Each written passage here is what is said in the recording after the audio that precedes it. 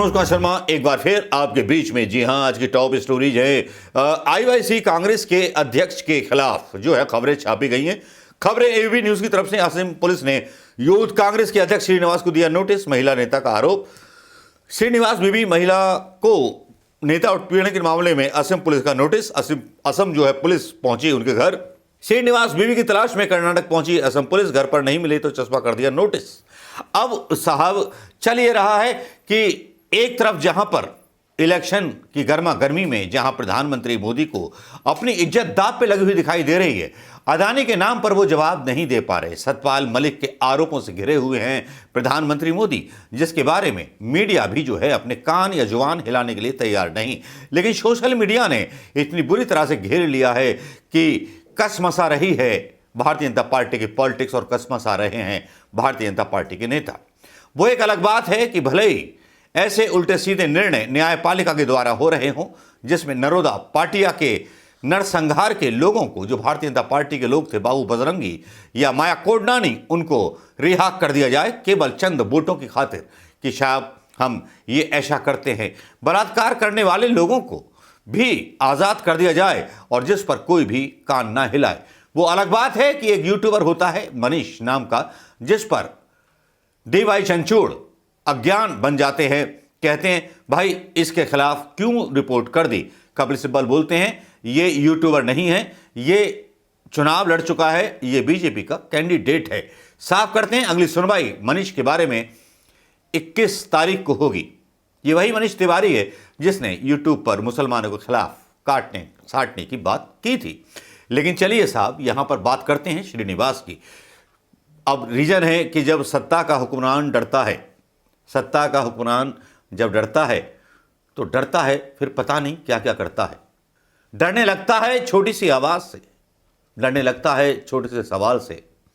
बस वो अपने बाथरूम में घुस के सिर्फ नंबर 1 और नंबर 2 पास करता है।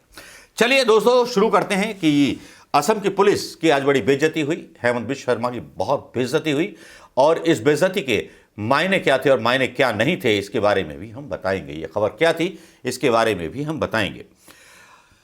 श्रीनिवास को गिरफ्तार करने पहुंची पुलिस। असम पुलिस ने यूथ कांग्रेस के अध्यक्ष श्रीनिवास को नोटिस दिया था। महिला की शिकायत पर नेता की गिरफ्तारी हो सकती है और गिरफ्तार हो जाएंगे शायद देर रात तक श्रीनिवास। भारतीय युवा कांग्रेस के अध्यक्ष श्रीनिवास बीबी की मुश्किलें बढ़ती जा रही हैं। असम पुलिस की एक टीम रविवार 23 अप्रैल को बेंगलुरु में श्रीनिवास बीबी और उनके चाचा के घर पर पहुंची। श्रीनिवास के खिलाफ असम यूथ कांग्रेस की पूर्व अध्यक्ष अंगकिता दास की ओर से उत्पीड़न और लैंगिक भेदभाव के आरोपों के तहत मामला दर्ज करवाया गया है। असम पुलिस ने कांग्रेस नेता को इस मामले में पूछताछ के लिए 2 मई को पेश होने को दिया गया था, लेकिन 2 मई अभी हुई नहीं है। लेकिन पुलिस घर पर पहुंच गई है। गुवाहाटी के संयुक्त आयुक्त और पुलिस आयुक्त जो हैं प्रतीक विजय कुमार ने कहा कि हम आरोपी श्रीनिवास बीबी के घर नोटिस देने आए थे, क्योंकि घर पर कोई मौजूद नहीं था, इसलिए हमने नोटिस उनके ज्ञात घर के बाहर चस्पा कर दिया है और एक नोटिस उनके मूल स्थान पर भी भेजा है। एफआईआर के मुताबिक आरोपी पिछले 6 महीने से पीड़ित को प्रताड़ित, दुर्व्यवहार और यौन शोषण कर रहा था। वही कमाल है भाई, यौन शोषण का भी आरोप लग गया, बलात्कारी का आरोप भी लग गया। बेंगलुरु में मौजूद गुवाहाटी पुलिस की टीम ने शामिल ध्रुवे ने कहा कि हमने उनको नोटिस दे दिया है, उनको जांच के अधिकारी के सामने पेश होना पड़ेगा, कानून प्रक्रिया का पालन करना पड़ेगा। हमने कर्नाटक पुलिस को पहले ही बता दिया था। असम पुलिस इस सिलसिले में बेंगलुरु के बसवेश्वर नगर स्थित श्रीनिवास के चाचा के आवास पर पहुंची थी। अब कभी भी गिरफ्तारी हो सकती है श्रीनिवास की, क्योंकि जिस तरह से पुलिस को पहले ही भेज दिया गया है श्रीनिवास को, क्योंकि कर्नाटक इलेक्शन में भारतीय जनता पार्टी को अपनी जमीन खिसकती हुई नजर आ रही है। और खिसकती हुई इसलिए नजर आ रही है क्योंकि जो भारतीय जनता पार्टी के गण है वहां बगावत हो रही है और भारतीय जनता पार्टी के नेता बड़े बड़े गुटों के रूप में कांग्रेस में शामिल हो रहे हैं। शायद यही डर लग रहा है प्रधानमंत्री मोदी को, इसीलिए श्रीनिवास को गिरफ्तार करने की तैयारी है। 2 मई की सुबह 11 बजे जांच अधिकारी के सामने पेश होने के लिए कहा गया। श्रीनिवास को इस अवधि के दौरान अनुपालन के लिए 10 निर्देशों का एक सेट दिया गया है, जिसमें कहा गया है वे सबूतों के साथ छेड़छाड़ नहीं करेंगे, जांच से संबंधित किसी भी सबूत को नष्ट नहीं करेंगे और जांच में भरपूर सहयोग करेंगे। इसमें कहा गया कि इस नोटिस की शर्तों का पालन करने में विफलता आपको सीआरपीसी की धारा 41(3) और 4 के तहत गिरफ्तारी के लिए उत्तरदायित्व बना सकती है। अंगकिता दत्ता कौन है? जिसने ये आरोप लगाए, उन्होंने जो आरोप लगाए, कांग्रेस असम युवा इकाई की पूर्व अध्यक्ष अंकिता दत्ता को पार्टी विरोधी गतिविधियों के लिए शनिवार को पार्टी की प्राथमिक सदस्यता से कल ही 6 साल के लिए निष्कासित कर दिया गया। उन्होंने दिसपुर थाने में मामला दर्ज करा दिया कि श्रीनिवास पिछले 6 महीनों से उन्हें परेशान और प्रताड़ित कर रहे थे, अश्लील शब्दों का इस्तेमाल कर रहे थे, उन्हें धमकी दे रहे थे। अगर वहां पार्टी के वरिष्ठ नेताओं के खिलाफ शिकायत करेंगी तो गंभीर परिणाम भुगतना होगा, ब्ला ब्ला ब्ला। और फिर जो थी ये चाबी हाथ लग गई और हेमंत विश्वकर्मा मोदी का वफादार होने में, उनकी चाटने में कोई कसर छोड़ना नहीं चाहते।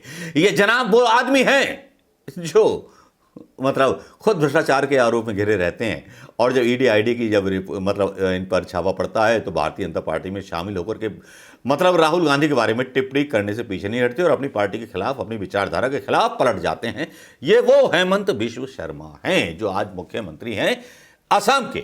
श्रीनिवास बीवी को महिला नेता के उत्पीड़न के मामले में आज तक का जो न्यूज़ है वो बताया गया है, सेम है, कोई फर्क नहीं है। असम पुलिस ने अपने नोटिस में कहा है कि अंकिता दत्ता की शिकायत पर युवा कांग्रेस के नेता के खिलाफ ये पता चला है कि मौजूदा जांच के संबंध में तथ्यों और परिस्थितियों का पता लगाने के लिए उनसे पूछताछ जरूरी है। इसलिए 2 मई को दिन 11 बजे श्रीनिवास बीवी को दिसपुर पुलिस थाने में उपस्थित रहना होगा। श्रीनिवास ने लिखा है, पिछले 5 दिनों में असम के सीएम के इशारे पर मुझे कर्नाटक प्रचार से रोकने के लिए इस तरह की हरकतें की जा रही हैं, लेकिन देश के ओलंपियंस महीनों से बीजेपी सांसद पर हैरेसमेंट का आरोप लगा रहे हैं। तो कहाँ एफआईआर हुई, कहाँ है बीजेपी मंत्री, कहाँ हैं एजेंट, कहाँ हैं संस्थाएं? इसमें वो जो भारतीय जनता पार्टी के ओलंपिक संघ के अध्यक्ष होते हैं उन पर आरोप लगाते हैं और वीडियो भी डालते हैं। तो हेमंत बिश्व शर्मा को तमाचा तो बहुत कर रहा बीवी श्रीनिवास, और उसका सोशल मीडिया पर वायरल भी हो जाता है वीडियो। अंकिता दास से जब पूछा गया क्या वास्तव में मुख्यमंत्री शर्मा इसके पीछे हैं तो उन्होंने कहा, बिल्कुल नहीं, मैं इस बात से बहुत परेशान हूं कि इसका राजनीतिकरण किया गया है। मेरा विचार आंतरिक जांच कराने का था ताकि श्रीनिवास पिछले कुछ महीनों से क्या कर रहे हैं और मेरी शिकायतों को पार्टी के भीतर दूर किया जाना चाहिए। जब ऐसा नहीं किया गया तो निराश होकर मैंने अपनी शिकायतों को ट्विटर के जरिए व्यक्त किया। यह पूछे जाने पर कि असम प्रदेश कांग्रेस कमेटी के अध्यक्ष भूपेंद्र कुमार बोरा ने अंकिता को कम से कम 48 घंटे तक चुप रहने के लिए कहा था। इस पर अंकिता ने कहा कि जब मैं उनके घर गई तो उनसे मिली तो शाम मैंने रात को खाना वहीं खाया। बोरा ने अचानक श्रीनिवास से बात की। उन्होंने मुझसे कहा श्रीनिवास मेरे खिलाफ मानहानि का मुकदमा नहीं करेंगे, लेकिन इसके बाद भी मुझे मानहानि की नोटिस की धमकी मिली। तो एपीसीसी अध्यक्ष के बयान का क्या महत्व है? बीजेपी में मैं कभी नहीं जाऊंगी, अंकिता दास का ये पक्ष है, लेकिन यहाँ जो भी ट्विटर पर बातचीत होती है कांग्रेस नेताओं और उसके बीच बीजेपी के लोग जो है उधार बैठे रहते हैं उसका फ़ायदा उठाने के लिए। दत्ता ने लिखा कि श्रीनिवास बीवी कई बार अपमानजनक शब्दों की बात कर चुका है। अंकिता ने यह भी आरोप लगाया कि एक महिला को गर्भवती होते हुए भी भारत जोड़ो यात्रा करनी पड़ी और यात्रा बंद करने के लिए उसे अपना पद गंवाना पड़ा। वह इन समस्याओं को सुलझाना चाहती थी लेकिन ऐसा नहीं हुआ। अंकिता ने कहा कि राहुल गांधी महिलाओं को आगे लाने की बात करते हैं, लेकिन कांग्रेस पार्टी में महिलाओं को दिक्कत का सामना करना पड़ता है और बार बार शिकायत करने के बाद भी कोई कदम नहीं उठाया गया। राहुल गांधी को भी शिकायत इन्होंने पहुंचाई थी। यह है अंकिता दास का पक्ष, लेकिन इसमें बिल्लियों की लड़ाई में बंदर कूद पड़ा।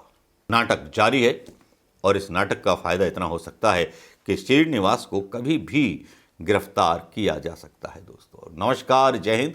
कैसा लगा यह खबर, इसके बारे में जरूर बताइएगा।